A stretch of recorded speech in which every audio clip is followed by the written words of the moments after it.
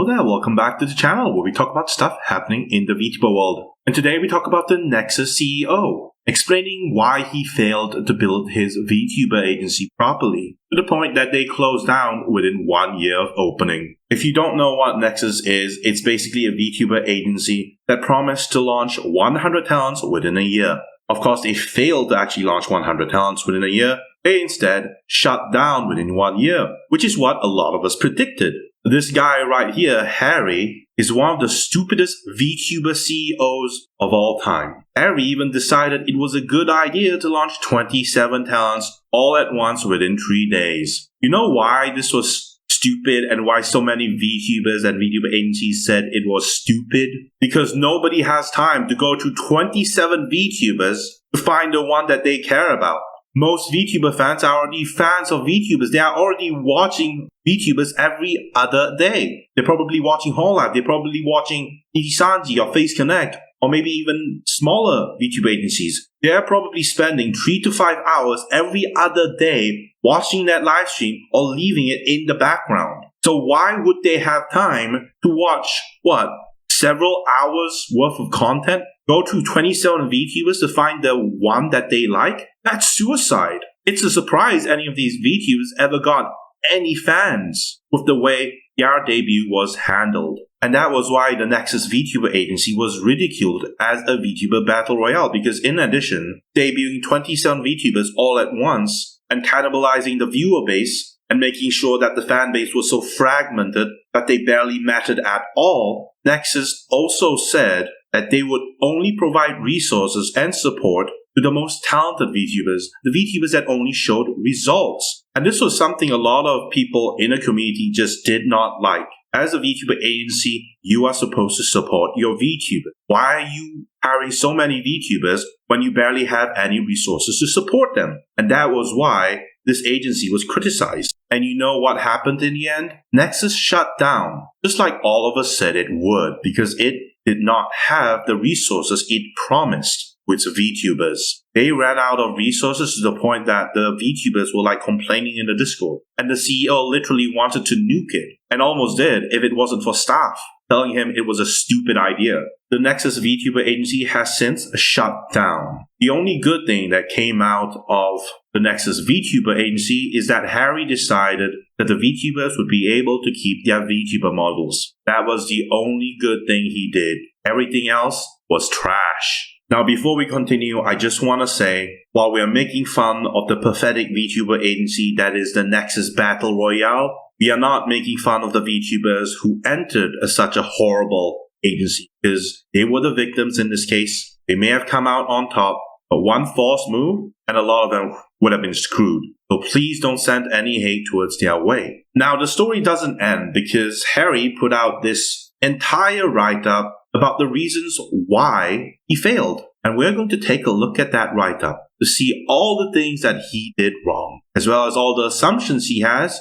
that are clearly incorrect. Now, before we take a look at Harry's write-up, we must first take a look at all the accusations and assumptions he has made. So let's take a look at the summary made by Expert Armchair. The CEO of Nexas has just put out a post-mortem write-up describing the rationale with which he ran his now closed agency. Here are some of the highlights. He explicitly states that his goal with Nexas was to make money, expand his business network, and then move on to the next business. None of his conclusions about the industry have changed. He still attempts to argue that traditional agencies are non-viable because they cost the people who run them too much money. This might have had merit as a point of consideration were it not for the fact that his supposed solution was to just invest in the talents less to compensate. Harry set aside an entire portion of the blog to rail against DramaTubers for digging into his LinkedIn and other social media to scrutinize his claimed business experience. He does not acknowledge that he failed to disclose to EN audiences that Captain, the owner of Anilive, was an angel investor in his company at any point during Nexus' existence. He says that when he was first invited onto Merryweather's stream to answer questions about his agency, he feared he would be interrogated in a public execution-style broadcast. This may be a translation error. Complaints about envy and temptation luring talents to the other streaming platforms. Harry describes the legal mindset's review of Nijisanji's EN contract as a hellish broadcast. He bemoans how trying to expand his business required him to hire more staff who would operate according to the same time zones as his talents, thus increasing costs. He states, looking back, "I should have endured this," as in held off on hiring more staff. Harry reveals how he had done little, if any, research into the streaming culture of the market he was attempting to enter, saying that he was caught off guard by the Ian audience's different tipping culture and anti-AI sentiment. Harry has since found a 21-year-old Malaysian partner with whom he has plans to create a business that develops solutions to spread IP within Roblox. He refers to this as a Roblox business. It is evident that this is a man who has neither an understanding of the market he is trying to enter, nor a desire to make the necessary concessions to actually grow anyone he takes under his wing. And the worst part? He's planning on making a return to this industry in the near future. And here, the armchair expert provides evidence that Harry said that the reason he started Nexas as a VTuber agency was so he could make cash before expanding his surrounding network and moving on to the next business. After reading this, you can get a sense on how Harry is a very disingenuous character who is not only incompetent, but also greedy and cold-blooded as well. He doesn't understand VTuber culture, he barely did any proper research when entering this industry, and when he failed, instead of blaming himself or his own mistakes, as well as not researching information that the majority of us VTubers were already aware of several years before he decided to even launch Nexas, he instead doubled down and blamed random people for his own mistakes. Let it be known right now. The reason Nexas failed was because Harry was stupid enough to tell his VTubers to stream on one app called Anilive, which barely had any viewers. He forced them to stream the minute the app was live, but no one knew about the app, and now he's blaming everyone for trying to move onto YouTube and Twitch, because in his words, he doesn't believe anyone can make money on YouTube or Twitch because the North American tipping culture is non-existent, is too weak, unlike Asia. What a stupid statement. And yes, I did some preliminary reading before we made this video, and he did say that. Moving on, let's take a look at what Harry has to say. "Oh, I needed to shut down Nexas Academia in 1 year. This is the official translation to my original blog post in Japanese." You can see that Harry is really pissed about how a lot of people were calling him out for his original translation. In fact, let's take a look at the tweet. We have Harry here saying, "This is my official English translation of the blog I wrote in Japanese a few days ago. Since I am not a native English speaker, I originally wrote my reflections in Japanese to ensure I could fully capture every detail. The original article was written for a Japanese audience specifically. My JP account followers on X, entrepreneurs, investors, and people involved in the VTuber-related work. So I deliberately omitted certain background explanations. As I mentioned in the article, my main goal was to look back on my experiences and hopefully offer a learning opportunity for anyone pursuing VTuber-related ventures in the future. There's nothing wrong with making some reflections and trying to help your friends with what you've learned. There's only one problem. Majority of what you learned are basically things that the majority of the VTubers in the English-speaking VTuber world already knew from the start. You barely knew what the industry was about when you entered the industry. Jesus Christ. Harry continues, because much of it focuses on company management and business, including strategic thinking and hypotheses that may not have definitive answers. I understand that some parts may be difficult to agree with, so I've tried to be as explanatory as possible in this English version, hoping that my true intentions come true. By now, I realize it's far too late, but I've decided to post this official English translation because excessive negative interpretations and incorrect translations have spread so wildly. Harry. It's not excessively negative when it's all true. You messed up so badly that the majority of the people see you for what you are. A clown who doesn't know what he's doing. Harry continues, it's heartbreaking that in just one day, people who have trusted me ended up feeling betrayed without me even realizing it. I believe that if anyone who speaks native-level Japanese were to examine many of the currently circulating tweets, they would notice the inaccuracies right away. Also, there's virtually no backlash at all in Japan. This should indicate just how distorted the English interpretations have become. Harry, first off, your logic is flawed. Okay, why are you saying no backlash in Japan means there should be no backlash? You are delusional if you think Japanese people will care about Nexas at all. It's an English-speaking VTuber agencies. None of your talents speak Japanese. Of course, the majority of the Japanese fan base or Japanese business people wouldn't understand. They don't speak English. Of course, they don't know you scammed so many people. Of course, they don't know how incompetent you truly are. They don't speak English. Of course, there's no backlash in Japan. If they understood English, if the people in Japan understood English, there would be massive backlash in Japan. That's a fact. And that thing about, people who trusted me ended up feeling betrayed? Harry, wake up. They felt betrayed several months into the agency, okay? When they were still streaming under your agency, they already felt betrayed, okay? You're just realizing it now. Harry continues, in retrospect, I should have released both Japanese and English versions simultaneously. That was my failing. No, your failing was failing to do any research for the English-speaking VTuber community to the point that you act surprised at the smallest piece of culture shock. Failed to understand that people hated AI in the English VTuber community. You failed to understand that when people give tips to VTubers, they expect the VTubers to be able to earn from those tips. This will all make sense once we read his notes. By the way, it's not misinformation. I read the English version and I can tell you right now, Harry's coping. The English version just shows off just how incompetent Harry actually is, more than the Japanese version. Harry continues, sadly, the misinformation has already taken on a life of its own. I can't even bother. Let's just continue reading. And I don't intend to go out of my way to defend myself at this point. As for the closure of Nexas, a failure is a failure, finally. He acknowledges it. I accept the criticism that goes with it. I have no objection here. You're free to interpret this English version however you like, but I'm not going to comment further on that. But I hope when you discuss it, please always refer to this official one instead of other people's tweets. Okay, I'll go through the English version, and I'll show everyone just how incompetent you actually are. Harry continues, even so. I want to clearly communicate my real intentions to all the fans, talents, colleagues, and business partners who have trusted me, even a little. I wanted people to know the vision, the passion, the hypotheses, and lessons learned, and what I've been thinking up till now. Apparently not much. I've never once lied. Really? Yes, my limited English ability may have caused misunderstandings at times. Oh, you bet. It caused so many problems for many people. But for more than a year, I put my life on the line for this project, dwelling on it 24 hours a day, 365 days a year. It ultimately failed because I lacked the capabilities to make it work. Finally, some truth.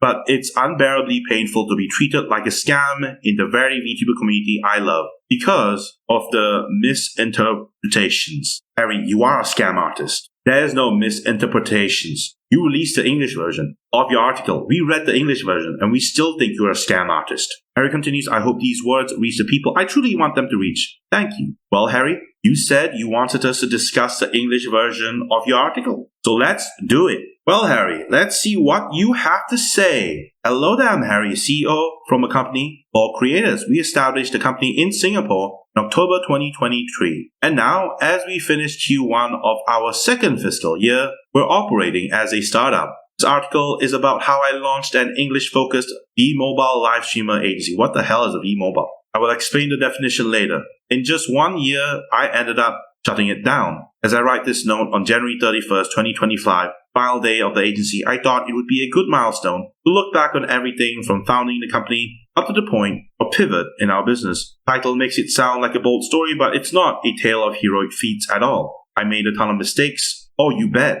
And have many regrets. You deserve it. I'm writing this from my perspective in the hope that it helps someone out there. Think of it like a lesson in failure as a management. So what is an English-speaking V-Mobile live streamer agency? First of all, let me talk about why I decided to start an English-focused V-Mobile live streamer agency, what motivated me, and what led up to it. This is the definition of a mobile live streamer agency. But before moving on, please allow me to explain the definition of the term V-Mobile live streamer agency, as it is where most of the misinterpretations happen between Asian and Western audiences, and I'd like you all to understand the difference with VTuber agency correctly. In Japan, there's a distinction between VTuber agencies managing online entertainers who primarily stream on platforms like YouTube or Twitch using anime-style avatars, as well as mobile live streamer agency, managing live streamers on mobile-specific apps. What it means: a V-Mobile live streamer agency is an agency focused on managing virtual streamers who primarily live stream on smartphone-based streaming apps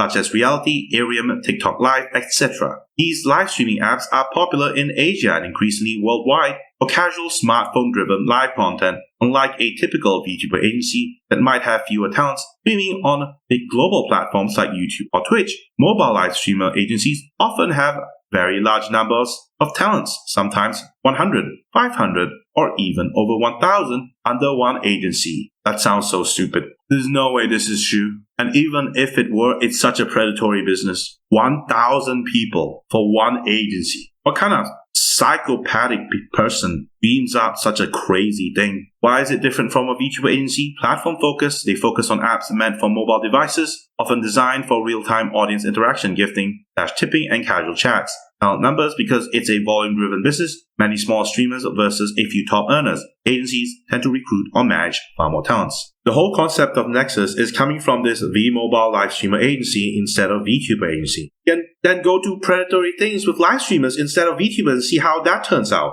See how they turn on you faster than VTubers. Now we take a look at Harry's backstory, what I used to do and what I want to do. I'm half Japanese, half Taiwanese, grew up loving anime, manga, and all sorts of content. Spent my college days more on studying abroad and interning overseas than actually going to class. I joined a company running one of the live streaming apps called 17 Live, pronounced Ichinana, as a new graduate in October 2019, about half a year before COVID started. For about 3 years, I worked as an assistant to the CEO of the global CEO's office under Mr. Ono at the time. And I think this is how he got the investor money. He was a new graduate and immediately he was the assistant to the CEO. And I'll bet he uses this to get money from venture capital all the time. Because he got lucky, he got hired as an assistant as a new graduate. While there, I experienced the live streaming industry's explosive growth during the pandemic, witnessed how 17 Live tried to expand into the US and the Middle East and failed, and watched as everything gradually got taken over by TikTok Live. It was a jam-packed 3 years, after which I went independent. For about a year, I worked in the entertainment and Web3 spaces. Wait, what? As a freelance business developer and marketer with a strong passion for creator economy, and then I founded my company. This word right here, Web3, very dangerous word, often related to crypto scams. Okay, this is a red flag right here. Having an interest in leveraging my strengths, global business, entertainment, and creator economy, I began exploring possible ventures. That's when I set my sights on the overseas VTuber market. That was a dark day for all of us. Eric continues, I thought I want to take on challenges in the overseas markets with a culture that originated in Japan. What a lovely challenge. Hey, did you know there's a company called Hololive? They took up that challenge as well. And they are actually working pretty well outside of Japan. Right before founding the company, I traveled around anime conventions in Southeast Asia and North America and arranged meetings with local VTuber agency CEOs and gathered insights into those markets, forming a few hypotheses along the way. So he did do some research, but it was not enough to stop him from being incompetent. Initial hypotheses and goals. Now this is basically Harry's thesis on why he quote-unquote started a VTuber agency. There is a time lag of several years between Japan and global market. Well, no shit. Everyone knows this. Jesus Christ. It took you this long to figure it out? VTubers are one of the rare new forms of culture to originate in Japan. A major trend started in Japan and spread worldwide thanks to companies like Cover and Anycolor. True. But each market seems to be in a slightly different phase. I got the impression that today's Japan might be where overseas markets will be in a few years, maybe 3 to 4 years later. Harry, you are wrong. The current phase of the VTuber industry is at maturation, okay? It won't get to the point where it's VTubers at every billboard in Japan, okay? Japan, they see VTubers differently. They are literally celebrities there. But if you do that in America, you know what's gonna happen? There are gonna be riots because no one wants to see an anime girl on a fucking stream, okay? No matter what anyone says, anime will always remain as a niche culture, okay? You can say, oh, One Piece is big, Dragon Ball is big, Bleach is big, Naruto is big. Yeah, those are big. Those are the shonen anime. Everything else is not as big. Okay, I have been with anime 10 plus years, and I can tell you right now, there is no way that North America is just going to be willy-nilly accepting the crazy things happening in Japan where VTubers become celebrities on par with all the normie celebrities. That will never happen in North America. Quit dreaming. You can say all you want in North America becoming like Japan 3 to 4 years later. No. It will become a diluted, super diluted version of of what Japan is. The fact that you were unable to understand this was your undoing, Harry. Moving on, we have a coming wave of the long tail. This is the second theory that Harry came up with after visiting conventions. When I talked to people in the overseas VTuber community, every single one of them said that YouTube and Twitch are oversaturated. That's very true. Both YouTube and Twitch are oversaturated since 3 years ago, and they will continue to be even more oversaturated several years into the future. Harry continues to many competitors, but they had no viable alternatives. In Japan, platforms like Reality or Arium serve as next steps, but overseas, that hasn't fully developed yet. Reality, referring to the app, the live streaming app, is growing explosively in North America. Wait a minute, Reality is growing explosively in North America? Then why have I not heard about it? No one is using Reality in North America. Barely anyone heard about it. Where are you getting the data for this? Let's go ask some North American creators then. Have you heard of the Reality app? I'll bet you no one has heard about it, Harry. You made up stuff here. Either that, or this Reality company is fabricating data. Okay, fine, Harry. What do you have? Harry continues, but I heard from creators that making an avatar in the US is extremely expensive too. Local illustrators can cost more than double compared to Japan. Depends. It's just not feasible for many in Japan. You can find cheaper options on sites like Bokunala or Booth, but that's not really accessible there. Whoa, Harry, what are you saying? Bokunala and Booth is not accessible in North America? Harry, are you stupid? We know what Booth is. I've literally gotten free stuff on Booth before. I've literally bought stuff on Booth before. North American VTubers use Booth frequently. We know what this is. Harry, your information is wrong. Hell, I'll do you one better, Harry. I'll give you a third website that VTubers here are aware of. It's called Nizima. Ever heard of it? That's right. That's where I got this VTuber model right here. This model you see right here, $350, pre-made model. I got it from Nizima. Is it inaccessible to me, Harry? Is it really inaccessible to me? When I was able to make a purchase, when even VTubers like Pipkin Pippa from Face Connect is recommending people to go to Nizima, it's accessible here, okay? We just use Google Translate on the website. Everything else is just the same. Where do you think people get those pre-made model ideas from? From Booth, from Nizima. That's why we know about pre-made models, Harry. The fact that you have a hypothesis that is fundamentally wrong, and you saying, check the English version, you are misunderstanding me. Dude, Harry, you don't even understand what's correct or wrong. Your logic is failing you. You don't even understand the truth. We know what Booth is. We know what Nizima is. We do have cheaper options. Stop coping. We have VGen. We have Twitter. That's where majority of people go to make pre-made models. The fact that you're not even mentioning it here means you don't know. Anyway, let's continue. Harry continues, I felt that as more people try to become VTubers, the rise of long-tail content creators would inevitably arrive. Long-tail is a business term referring to the idea that in the digital age, niche content or small-scale creators will collectively attract a significant audience rather than having only a few mainstream hits or top stars. An increasing number of smaller creators can survive and thrive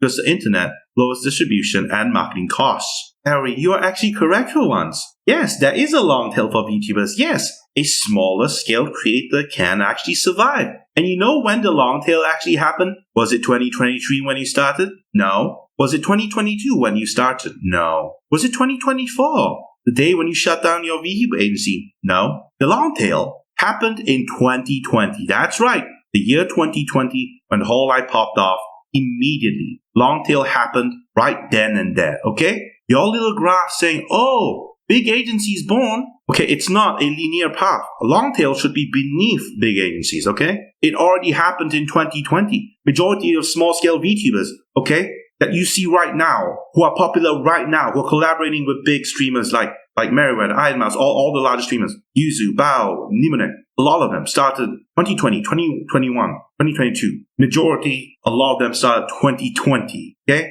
So if you're banking on long tail, meaning that it's about to begin, there's about to be smaller creators taking over the market, no, that's wrong. It's already happened. That's why people say it's oversaturated. Because even the smaller creators, this long tail you mentioned, already happened. It already happened. Your realization that there is a long tail means nothing because more people have capitalized on this long tail in the year 2020 before you even came into the idea of making a VTuber agency, Harry. Realize that fact. The long tail of independent VTubers, middle low-tier agencies already happened before you came into the scene, Harry. These middle low-tier agencies, they used to be shoulder to shoulder with Face Connect. Where are they now? They shut down. Okay? The captain, the person who was an angel investor into your company, he was one of the few people who started these middle low-tiered agencies. And he sold it to Sony before Sony shut it down. His agency failed. The story of the English VTuber community is basically a series of failed middle low-tiered agencies. Your long tail was already failing before you decided to exploit it, Harry. And independent VTubers, again, many started 2020, 2021, 2022 before you even came into this industry, Harry.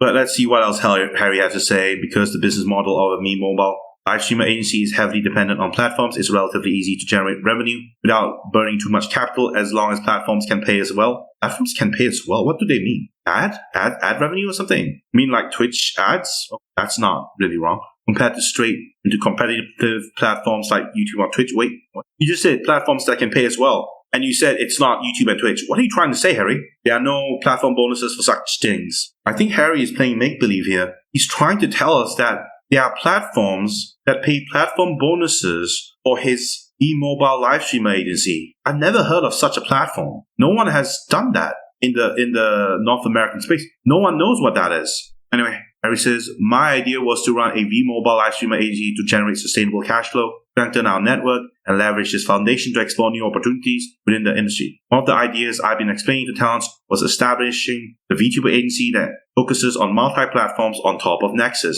Concerns about the value of an agency. However, I've always had major concerns about the agency model. The evolving creator economy is reducing the value of agencies thanks to more online tools. Creators can now independently gather information, find work, and produce content. I feel like it's harder to define an agency's exclusive value, things only an agency can do. Meanwhile, a liver's agency model often depends on volume rather than having 10 talents who each earn 10 million yen. It's about having 100 talents who each earn 1 million yen. When I was at 17 Live, I saw so many so-called management agencies that basically took fees without really supporting their talents. I strongly did not want to be that kind of exploitative agency, and yet you did. Yet generally, comprehensive support for each talent is very difficult to scale because each talent doesn't earn a huge amount individually in this model. The management cost allocated per talent inevitably has to be lower than agencies who exclusively select only a few talents. You can see Harry's greed showing off here. Like, he wants to be the not scummy CEO. He wants to be the agency that doesn't exploit his talents. But now he just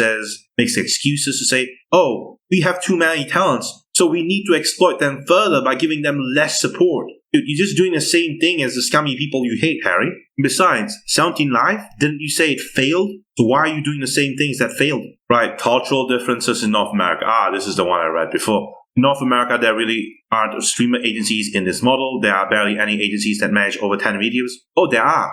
But not in the scale you're imagining, Harry, because that's exploitative. No one is stupid enough to launch 100 VTubers all at once because they would be cannibalizing fans, barely making enough to make ends meet. Majority of VTuber agencies like Hololive, even Nijisanji, Face Connect, and all the smaller agencies launched by the Brave Group, like what do you call it? Globy and VMirai. They don't launch 10 VTubers all at once. They don't launch 100 plus VTubers all at once. They launch less than 4 to 5 VTubers per generation. And they wait like 6 to 8 months for the VTubers numbers and fan numbers to stabilize before they even think about debuting a new generation. That's because they understand that you have to support those small amount of VTubers, let them gain a footing before you launch a new generation. That is the logic here. When VSPO came in, did they launch 5 different VTubers or VSPO EN? No, they did not. They launched only 3 VTubers for VSPO EN. That's right, generation numbers are dropping. Look at Hololive. They used to launch like 5 different VTubers per generation. And look at their 2 newest generations, Hololive Advent and Hololive Justice. How many VTubers per generation? 4 VTubers, not even 5.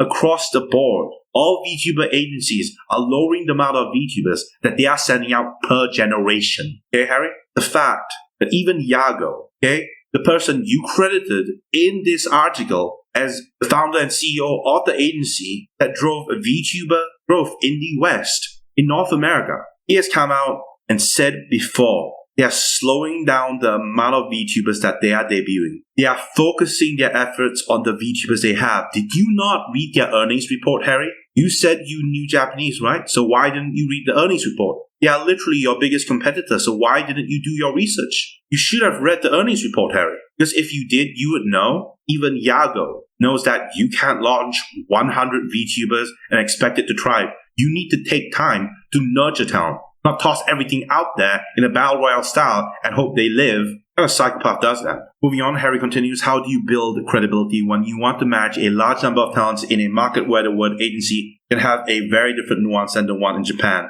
Japan, the company often has a stronger position than creators. North America, it's a complete opposite for good reason. The talent hires the company to do what they can't do alone. Unless you deliver a clear benefit they can't get independently, it's not really an agency. I've been thinking about this business model since before founding the company. How can we support the Japanese streamer agency? How do we export the Japanese streamer agency model to North America?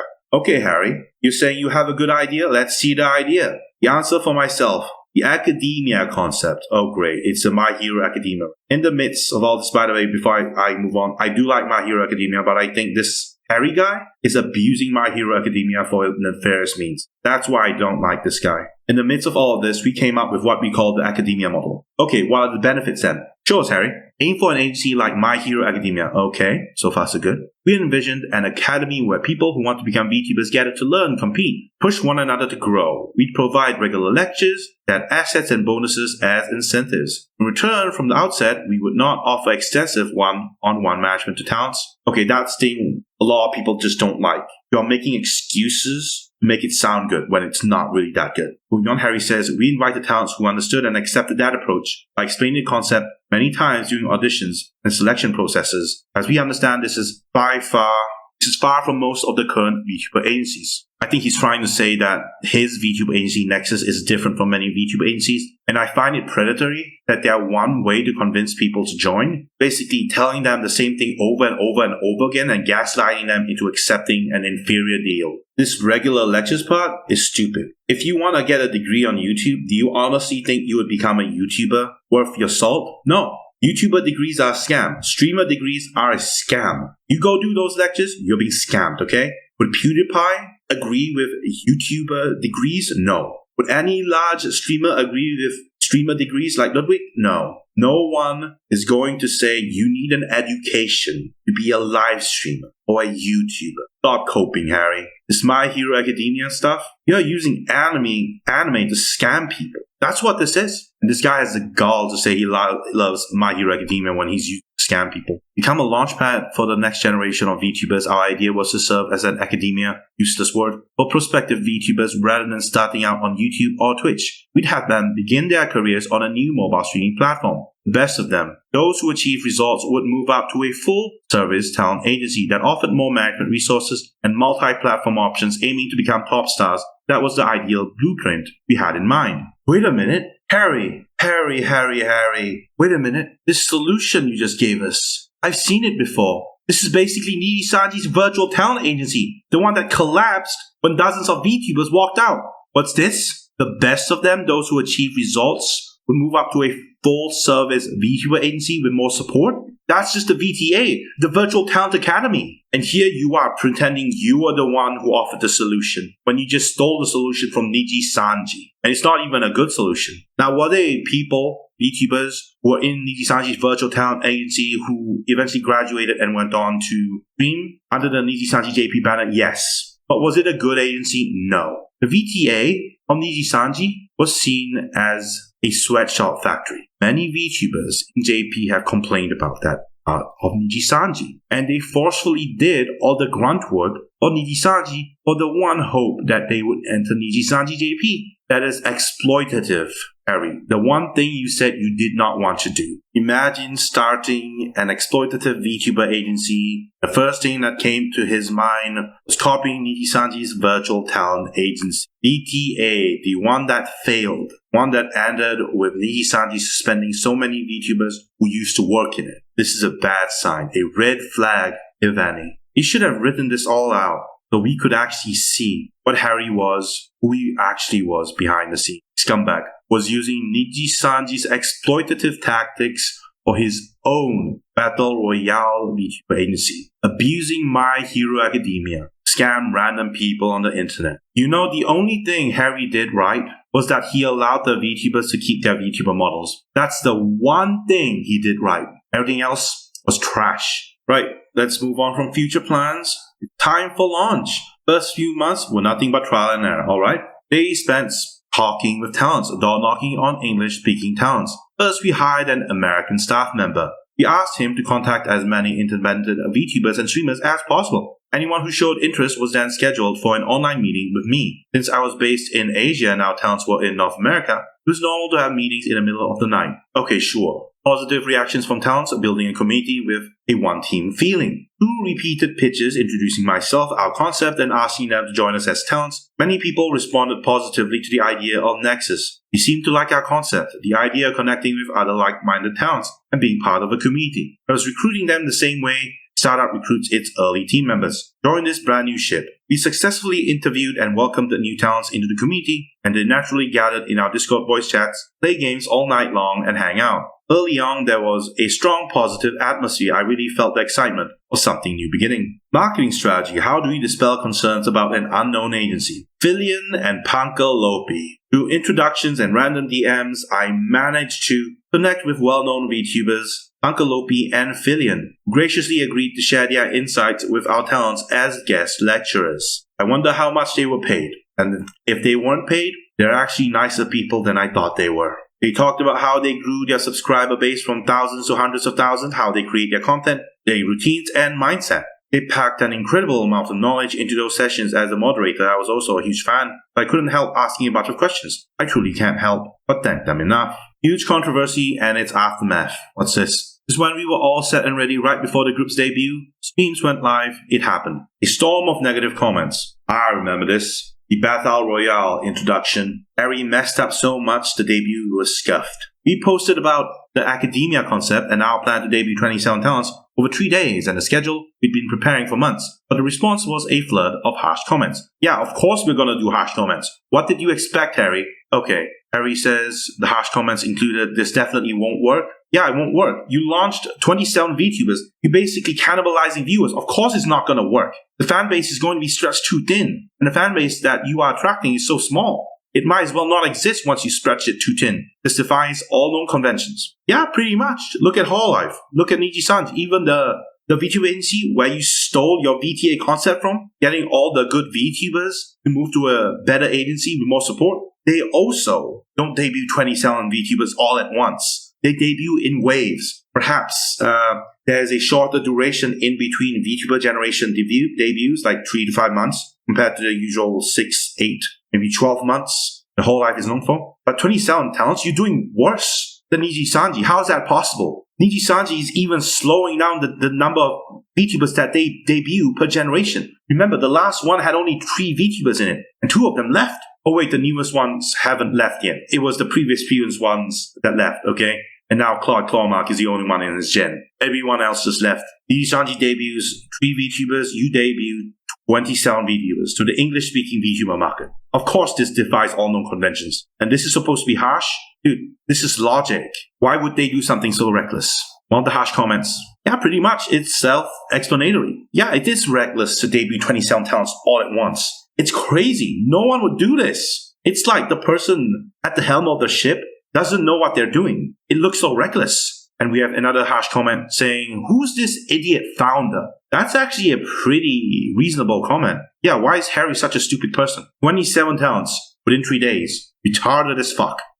Harsh comments, this definitely won't work. This defies all known conventions. Why would they do something so reckless? Who is this idiot founder? All of these are accurate. An accurate representation of Nexas and its idiot founder. That's a hill I'm dying on. Harry continues, we saw a barrage of negativity from their perspective. They knew nothing about us. Yes, we do. We know you know nothing about VTubers. We were launching a large number of unknown talents on an unfamiliar platform. It's understandable that they were confused. No, we were not confused, but we were confused, and we were also concerned. You're launching 27 VTubers onto a platform where I literally had to download the test flight app to get onto the Anilive app. You literally had to use 2 apps to get to the app. And when you got into the app, you would not see any VTuber stream. You literally if VTubers were not streaming, it was just like a white rectangle, right? A white rectangle, and you would have to wait for the VTuber to come out, start streaming before you saw like little squares pop out. Okay, otherwise you had no way of accessing their channels when they were not streaming. Okay, so they were like, VTubers streaming at the time when I accessed it, and when I wanted to access the other VTubers, no, they were not streaming at that time. That's such a stupid app to stream on. Of course we were like concerned. We were confused. Why was there a founder so stupid and idiotic that he was forced his talents to use such an inferior app?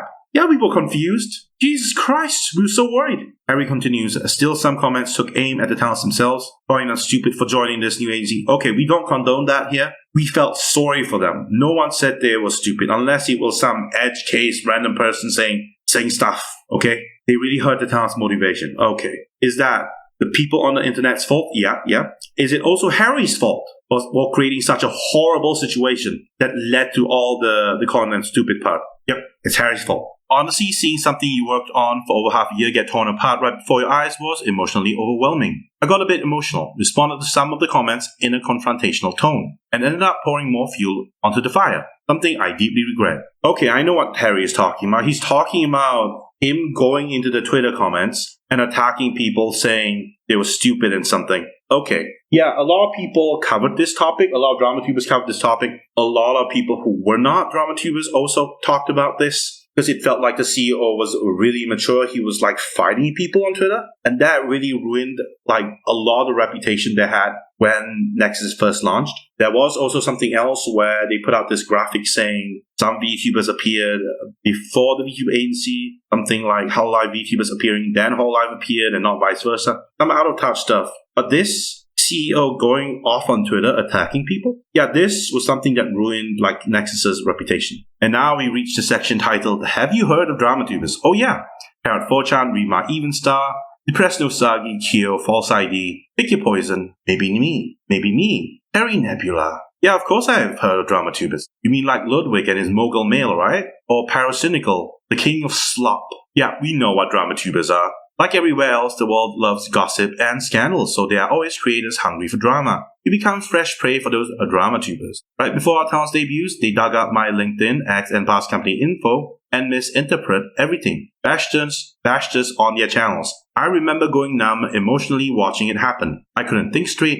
I cancelled all my meetings and spent 5 hours at a nearby sauna meditating, trying to reset my mindset. I pulled myself together because the debut streams were starting the next day. I apologized to the talents, telling everyone, including myself, just have to do our best and not overthink it. Is it just me, or is Harry just mentally fragile? He just watched some DramaTuber videos and just like got mind broken, ended up next to like some crazy shit, was forced to go to sauna to meditate so he could cope and seethe and mold at the fact that people knew that he was bullshitting when he came out with all those My Hero Academia related stuff and put them into his VTuber agency. We knew that he was a scam artist. We knew that he didn't know what he was doing. He was the only one who thought that he knew what he was doing. And that is why he's so affected, because he doesn't think he's doing anything wrong. This Harry guy, he thinks like, oh, DramaTubers are the cause for our problems. No, DramaTubers cannot make stuff up.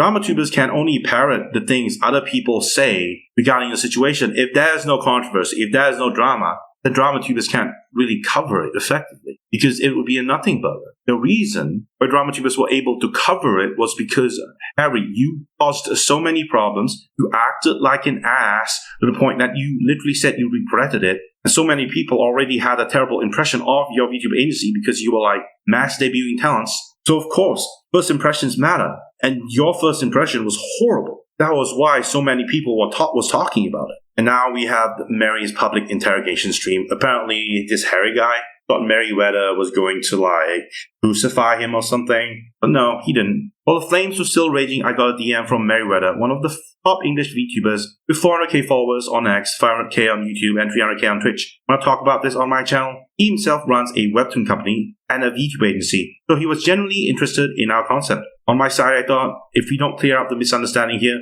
we won't get another chance. So I decided to appear on Mary's show. We talk about this crazy situation. It was a gamble. I'm not a native English speaker. I might not be able to explain what I truly intended clearly. They could easily twist my words, turning it into prime content for DramaTubers. It would be a live broadcast with no pre-submitted questions. Basically, a possible public execution. Again, Harry is having some delusions. He thinks Merryweather is some conniving mastermind when he's just a dog.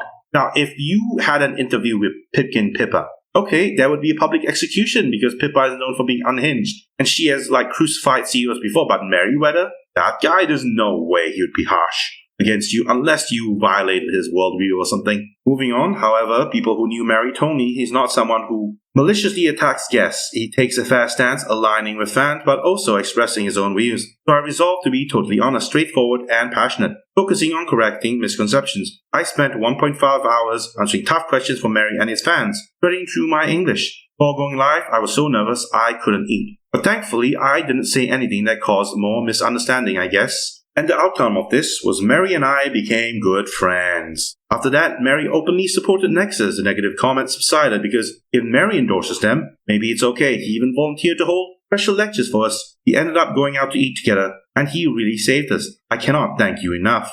Early successes, thanks to that controversy, ironically, our name got more attention. Yep, I can vouch for that. The controversy actually gave them more attention. The debut performance on launch day was great. Towns had prepared a ton, performed amazingly, and viewers were excited. At that time, our partner platform was pumping in big promotional budgets. So the more the town streamed, the more they earned. Some of the streamers even earned more than $2,000 in their first month of streaming, which is extremely difficult if you start your career on YouTube or Twitch. This is public info. The events were highly competitive. It had that early stage thrill unique to a new live streaming app. This part where Harry says some streamers earned more than $2,000 in their first month of streaming, saying what?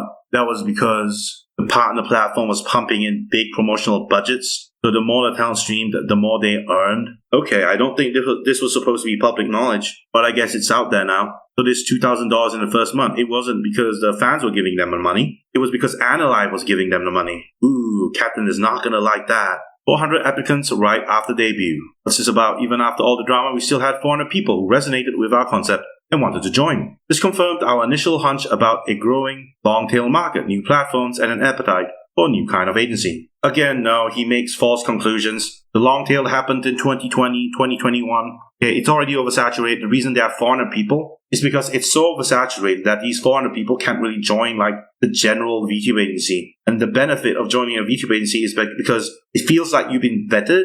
And so getting a collab as someone who belongs to an agency is going to be easier compared to someone who doesn't have an agency, right? And a lot of people just want to get their foot through the door, like some VTubers have said in the community, get your foot through the door in a VTuber agency, wait for it to collapse, and when something new comes up, go join that agency, slowly build your audience up. You need a foot through the door. And Nexas was that foot, even though it had problems. And now we see why Nexas shut down, why the agency couldn't continue. Although our debut fest was a major success, things started unraveling quickly about 3 months later.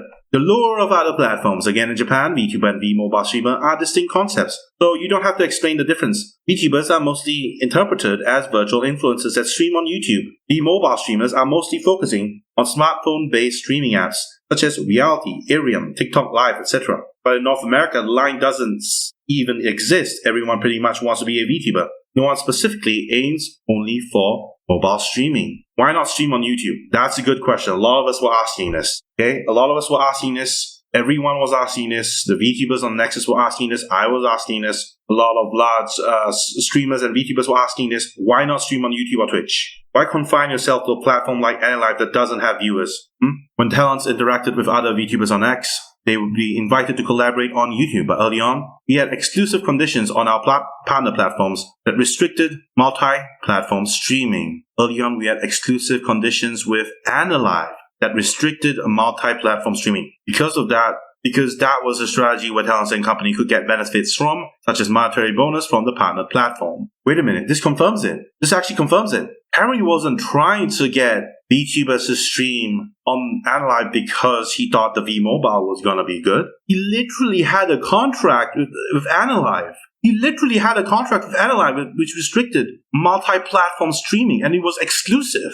Oh my god, he's just confirming it here. Jesus Christ. Moving on, Soar Talents had to say, sorry, the agency won't let me stream on other platforms. People's reaction was, that sucks, and the negativity spread among creators. When we loosened the restrictions in response, talents understandably migrated to the more fun option. As a result, our main platform strategy started to crumble. Please don't get me wrong, this is not to blame the talents at all. It is a failure of management to build the balanced guidelines and operations. The challenge of promoting commitment. Contracts that don't force streaming hours. You run a global agency, there are many legal and cultural constraints. You try to impose streaming hours as a requirement, start to encroach on employee status, the US or local labor laws, which places a huge burden on the company. So our contract had to be relaxed in that sense, making it impossible to enforce something as crucial as streaming hours. Arguably the most important element for the business. Looking back, I think we could have found ways around this, like not mandating streaming hours explicitly but using indirect methods. You don't meet streaming minimum for no explicit reasons, we part ways to get the business going. This is one of the many criticisms that blew up, because we saw on the Nexas website that they would be mandating streaming hours, and Twitter just blew up. Before any drama tuber could get to it, Twitter just blew up. Because no one liked being forced to stream or do something they don't like. And here Harry has proven that instead of learning that you cannot enforce streaming hours, he learned the wrong thing. He has learned that he had to enforce streaming hours in order to succeed. Which is not the point, which is the opposite of why so many people were so mad about this whole thing in the first place. They did not want you to force the talents to stream. They wanted the talents to stream when they liked. That's why people were making a fuss. And now Harry has learned the wrong things. He thinks forcing people to stream is the correct path. Jesus Christ, this guy. Moving on. Differences in attitude towards mental health. There's a big cultural difference between Japan and the West regarding mental health. It's difficult to convey this in writing without misunderstanding. But from a management standpoint, the typical Japanese approach of pushing and encouraging talent to work through tough times can be very problematic in a Western context. Japanese or even Asian management culture emphasizes persistence and endurance, while Western approaches often prioritize individual mental well-being. Every new creator knows that in the early days, you won't get that many viewers. It's not always fun, but pushing them just a bit harder so that they can break through was extremely difficult from a communication standpoint. Some talents did keep streaming consistently without any push, but for that level of success we needed, it was tough to get a high enough percentage of them to do so. For those who don't know, streaming hours and consistency are the two biggest key factors to drive revenues and bonus in the mobile streaming apps. I guess ex-Nexas talents can sense it, as all the bonus structures were designed purely based on these two metrics on the partner platform. Here Harry is saying that he thinks that mental health is problematic, that he wanted people to work through tough times, which is fine, but when you're barely offering anything, just bonus structures designed purely for the partner platform? Come on, man. This is not enough to get someone to stream consistently. If you want your VTubers to stream consistently, you need to vet them. You need to choose people who already have a history of streaming consistently. And so far, I think Nexus has more or less hired people who have barely streamed at all before. To my knowledge, at least. I think most of the people who came in barely had any streaming experience, at least not long enough to warrant that consistency. So I think the real mistake here is not, mental health is a problem because Western ideals. No, it's because you failed to vet the type of VTubers who would enter your agency. Instead of going for more experienced VTubers, diamonds in the rough who already had hours streamed and evidence that point to that they were streaming consistently. You chose people who barely had streaming experience. That was your mistake. Then again, you can make the argument that people who were streaming consistently would probably not choose Nexus because they already saw through the bullshit that Harry was peddling. They knew the agency landscape. They understood how VTubing was outside of Japan, and so when they saw Harry's office, they instinctively knew it was already going to be scummy. So a lot of them who had experience, I think, probably said no. And the ones who said yes were the ones who barely had experience. That's what I think happened. Mental health doesn't stop a lot of streamers from streaming, okay? Maybe Haruka Karibu from VShojo would say something different because she has that procrastination issue. But most streamers have mental health issues and they still stream. You just chose the wrong people. You gave the wrong type of incentive. You didn't structure it properly. And that was your problem, Mary. You should have fixed this before launching the agency. Rising staff costs around the same time, Anikaza and Nijisanji Ien got embroiled in a massive controversy. Yeah, the Selentowski controversy. In short, it was a clash of Japanese management styles and Western talents. Top talents started leaving, and Asia-based staff tried to manage North American talents. The gap between the company and creators grew bigger and bigger. Eventually, the departing talent ignored NDA restrictions and leaked internal details, forcing CEO Tazumi to post an apology video. He posted that apology video because of the Selentowski controversy, not the NDA leak. You even got this wrong. Like, you tell people not to misinterpret, but you get facts wrong. He didn't post an apology because of NDA leaks. He posted an apology because the main Niji-sanji account self-reported saying there was bullying happening in the company, which forced Dokiba to respond. The fact that you don't even know what's going on in the Ian sphere shows your immaturity and incompetence.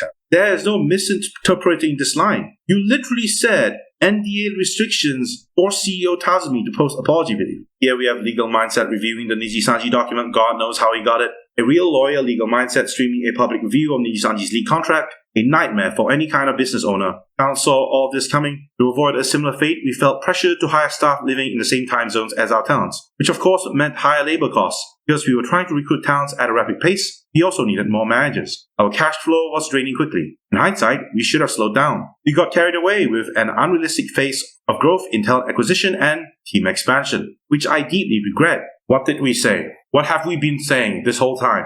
No VTuber agency is going to launch 100 talents because it cannibalizes on viewers. Most VTuber agencies are lowering the number of VTubers they are debuting per generation. VSPOEN debuted 3 VTubers when they came to the English-speaking market. Hololive is now debuting 4 VTubers per generation for Hololive EN. Even Niji-sanji is only debuting 3, and their numbers aren't going up. And here you are thinking you could launch 100 VTubers and say, oh, it's all fine, it's part of the strategy, man. If everyone makes 1 million yen, it's 100 million yen. No, you admit you had an unrealistic pace of growth, talent acquisition, and team expansion. And yes, you should regret it. The partner platform's rapid decline. End of the money splash period. He's talking about Anilive here. Basically, the Anilive slush fund basically ended. Yes, Anilive is backed by venture capital, but they decided to stop spending money on Nexas. Now, I'm going to guess it's because most of the talents aren't streaming on their platform. They're streaming on YouTube and Twitch, which is not what Anilive wants. They want the VTubers to stream on their Anilive app, which they are not doing enough. End of the money splash period. At first, the platform was showering creators with bonus campaigns, which let our top talents earn a lot, but as soon as that ended, they suddenly weren't making nearly as much.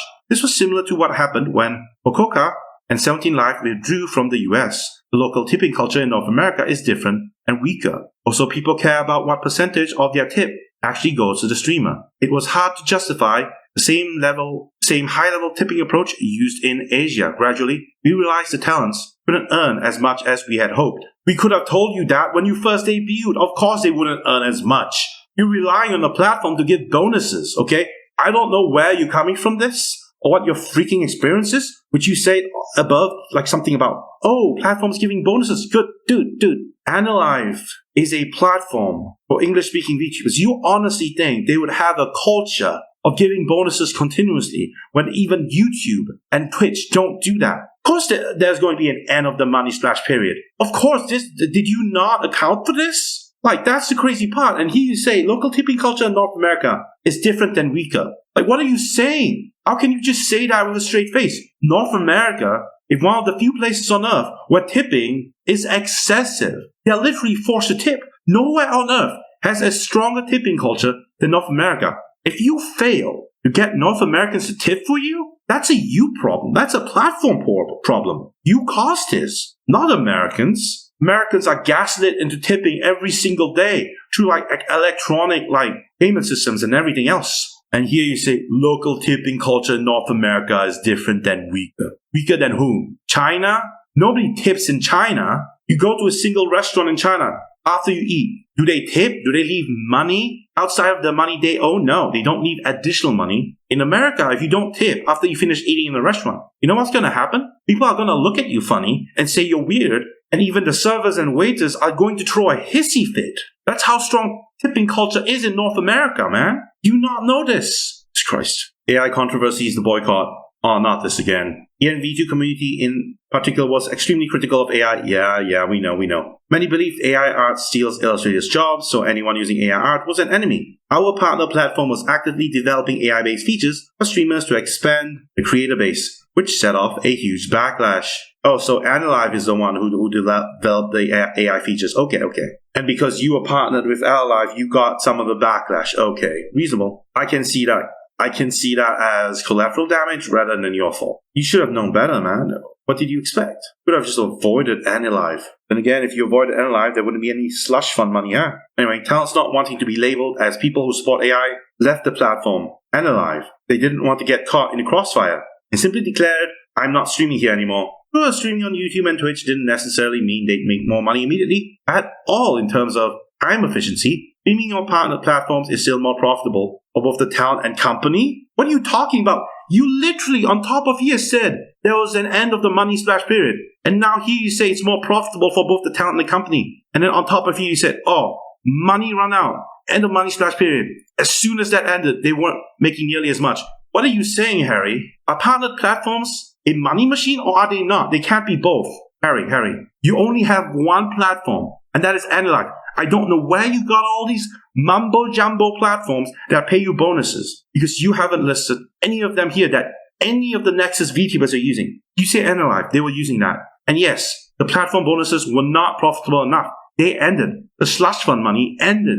So how could they be profitable? How could they be more profitable when the money splash ended? Harry, what is this? I want to know where he's coming from when he says the partnered platforms are still more profitable, when his partnered platform Anilive literally ended the giving money period to his Nexus talents. And you're saying YouTube and Twitch, okay, maybe this is true, right? YouTube and Twitch don't necessarily give you money for streaming on their platforms. That's fine. We know this. Come on, man. It can't be both. Anilive can't be more profitable and at the same time ending their money splash period. Oh my god. However, at that point, it felt like things gradually spiraled out of control. This is how our original strategy and business model fell apart.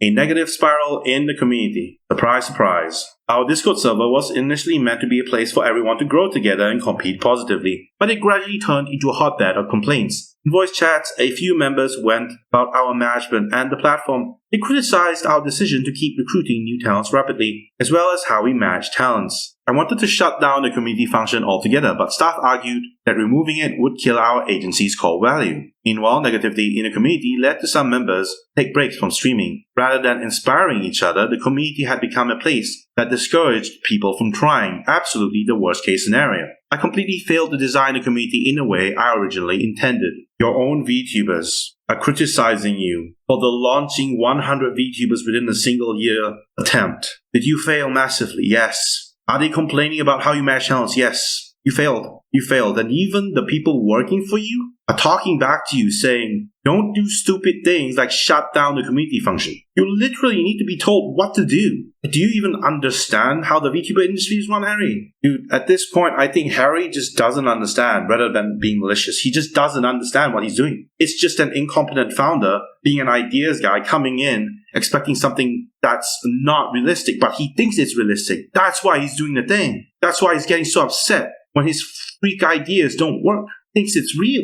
He thinks these ideas are actually actionable, but they're not. He failed. He proved that they were not actionable himself by failing. The crossroads. At this point, it was clear we had to make a drastic change. To this stage, we have already invested a lot just to produce the live 3D models for all the talents, keep the academia running, and to make sure talents always have some talent managers to talk to. We hadn't been able to make the projected return on investment due to the various factors explained above. I needed to face reality, finally, seeing the decline of the company cash level every month in the rapid pace. Fundamental reforms, operations, contracts, etc. We could double down on the original strategy, risk losing many talents, but introduce stronger contractual obligations. Solution 2. Change our main platform. We could pivot to YouTube or Twitch, which talents actually wanted. But after speaking with other small and mid-sized North American agency owners, I realized that almost no one was doing well financially. You had to speak to them to know they were not doing well financially? Dude, every single VTuber knows that.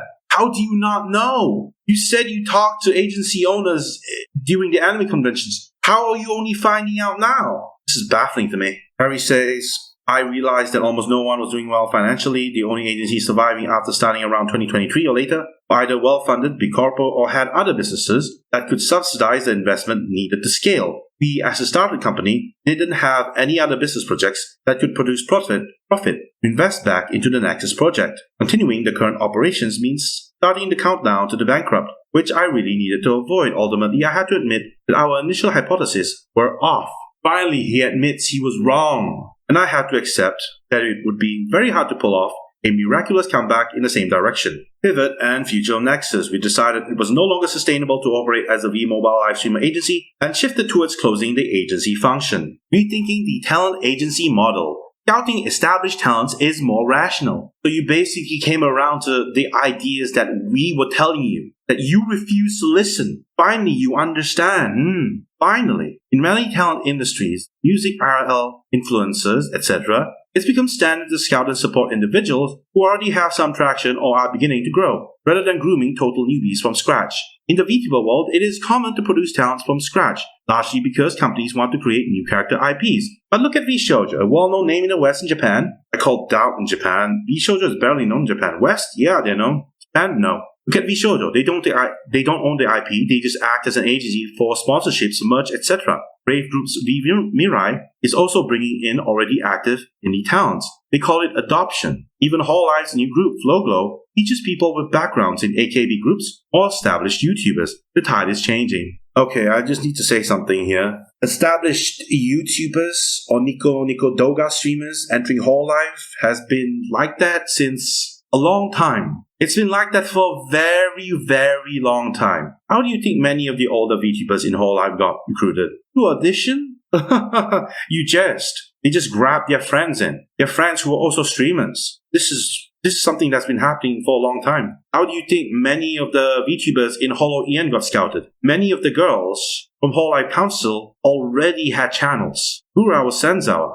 Kiara had this cosplay modeling thing happening. Even Amelia Watson, who wasn't exactly the big dog, was already streaming, right? Because her numbers were low. A lot of the VTubers that entered Hololive Council, as well as Hololive Advent, even Hololive Justice, had established streamers. Look at Raura. You know who she is. Look at Digimurin. She came from Brave Group, right? You know who she is. Look at Advent. You know who Shiori is? Natsumi Moi. Who is Nerissa? Caitlin Myers. This has been ongoing for ages, man. People know this, even with the PL bans. As for this Flowglow thing, I guess, yeah, it's true. Maybe they were getting people from ex-AKB because, like, Riona was ex-AKB and she was hated for it. But I guess it's to, like, recruit people who can actually perform because, you know, a lot of VTubers were leaving Hololive, and obviously they need to establish people who are able to perform consistently. Anyway, moving on, Harry actually made a conclusion about what he thinks VTuber agencies could do to survive. That's what this is about. The streamer agencies depend entirely on platforms. Instead of splitting revenue with each talent, you might want to explore a B2B model where the platforms pay you a management fee or bonuses, which Nexus was mostly based on. We didn't take any cuts from all the revenues talents made on the partnered platforms, but you'd still be very dependent on the platform if streaming on the platform isn't as monetizable for talents as other mainstream platforms, or if the bonus structure for agencies is weak. You can't sustain the business, especially in live streaming apps. There's a massive difference in how much a streamer can earn depending on the platform. I've seen cases where talent moved from one platform to 17 Live and tripled their revenue and then doubled it again on TikTok Live without changing contents. We at Nexus couldn't utilize those dynamics effectively. Okay, so again, Perry is like bent on getting money from platforms that are paying out bonuses to people who are streaming on there. But that's the thing though. Those platforms don't really exist here. They just don't exist. YouTube doesn't do that. Twitch doesn't do that. There's no such thing as a bonus platform. The only platform that does this is basically like the place where I used to work. TikTok Live, that's basically streaming. They barely pay out bonuses. There are gifts you can like give to creators on TikTok, but that's something completely different. I don't know what he's talking about here. Next, we have feature-focused agencies could be the future. Instead of full-spectrum management focusing on specific functions like sponsorship, sales, merch, content production, or mental health support, and generating revenue without taking a cut directly from talent might be a sustainable path.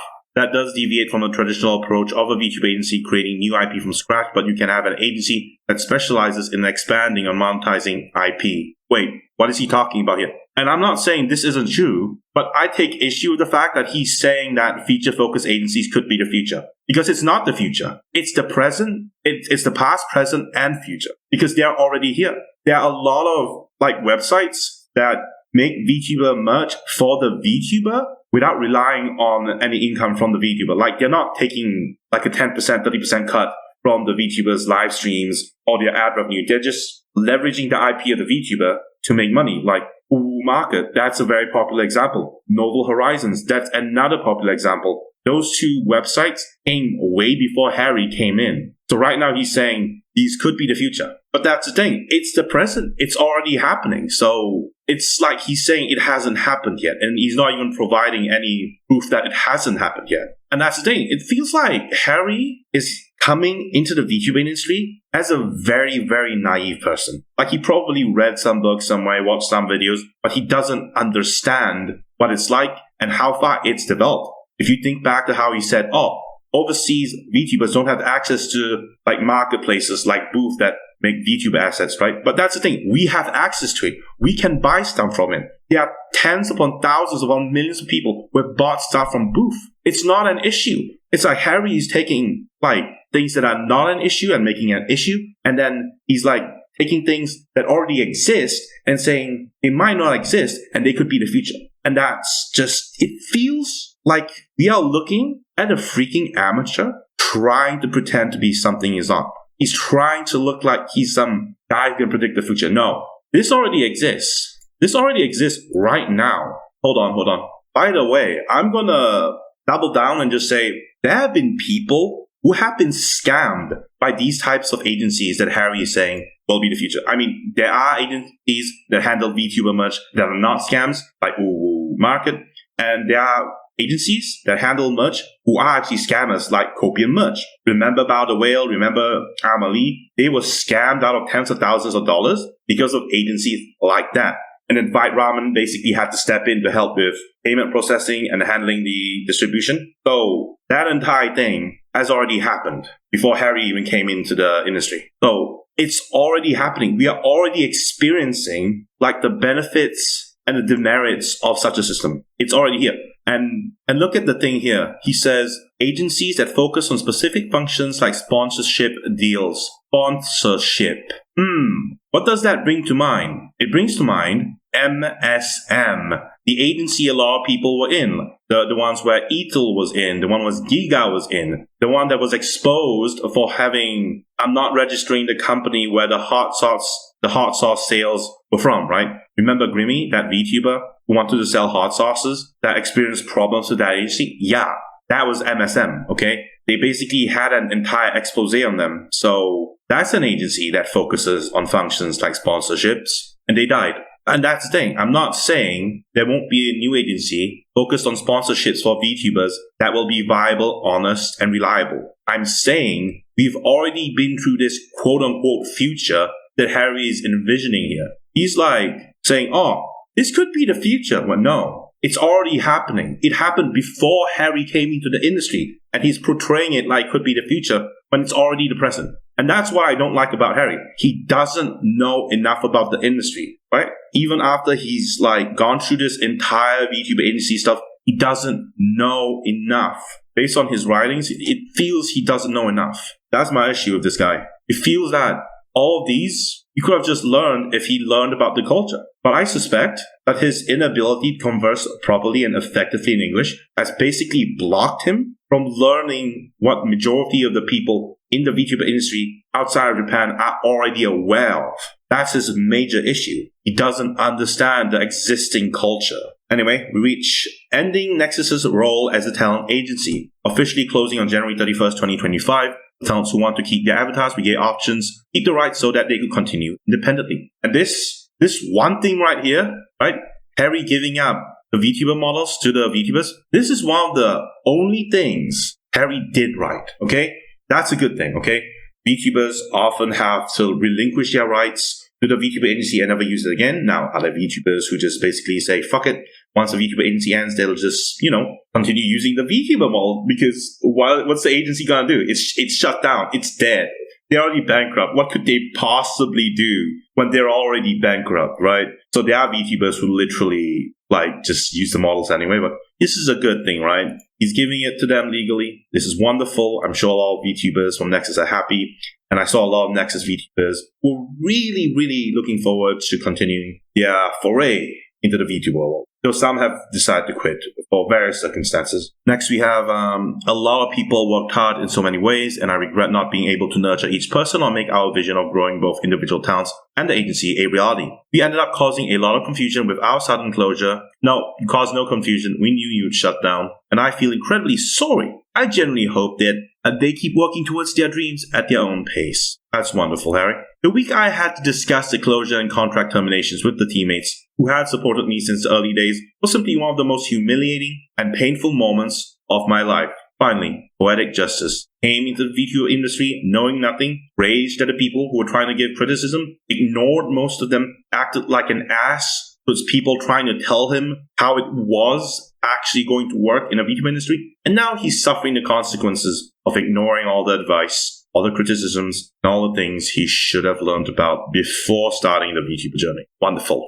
Response to the closure announcement. In the early days of December 2024, we announced the closure. Some people said, I knew it wouldn't last, but overall many asked, why shut down? And expressed disappointment. Who asked this? I'm grateful that we managed to gain supporters in such a short time. Thank you so much for believing in us. There you go. That is basically the statement from Nexus. There you go. Give you the option to retain avatar IP rights. Yeah, that's the only thing that Harry did correctly, giving the VTubers their VTuber models. Moving on, rebranding Nexus. The overseas VTuber industry continues to grow. During Nexus's operations, we built a valuable network with agencies and indie talents in North America and Southeast Asia. Oh, God forbid. I still believe in the potential of this global VTuber market, even if the approach of running an agency wasn't the right fit. While the people in Japan might not know much, on Twitch, one of the top channels with the highest number of active subscribers is Iron Mouse from vShoujo. Another example, Villain's videos, including clip compilations, get over 100 million views a month. Top talents are quickly moving on to the cultural mainstream. They've already crossed into the cultural mainstream before you came into here. And why are you saying Japan might not know much about vShoujo and Iron Mouse when previously, somewhere above there, you said, oh, the people in Japan believe vShoujo is the most popular thing. Dude, this guy is inconsistent. He's so inconsistent in his wording. Holy crap. A global VTuber agency model building on a network and brand we have. I want to become the first company brand. Paul, when people want to do a cross-border project involving VTubers and anime-style influencers around the world. That's my vision for now. Harry, you will never succeed in this. But God forbid if you succeed. Because if you did, the world is rotten to the core. Okay? Do something else outside of this. You've shown that you're horrible at dealing with VTubers. Please do something else with your life. Now, back to the drawing board. While still exploring, that said, I'm not certain that doing this alone is our end goal. Growth in this sector is slower than expected, so being a marketing advertising agency might be tough. That's true. You have to find something to survive as a business company, although I know the startup mantra is always focus. I'll likely be experimenting across a range of opportunities to see where we can invest our resources next. So what do you want to do, Harry? What a company wants to do. Our company goal remains the same. Support creators and generate new cultures worldwide. That means helping creators bridge Japan and overseas markets and vice versa. Sometimes we'll help export Japanese creators' content or culture abroad. Other times we'll help bring overseas creators' content or culture to Japan. But right now, those two small lines of business are generating some revenue. Creator support and Roblox business. What? Roblox? So you're pivoting to Roblox? Oh my god. This guy's just going from VTuber straight to Roblox. This is crazy, man. He just doesn't care. He's just jumping from one thing to the next.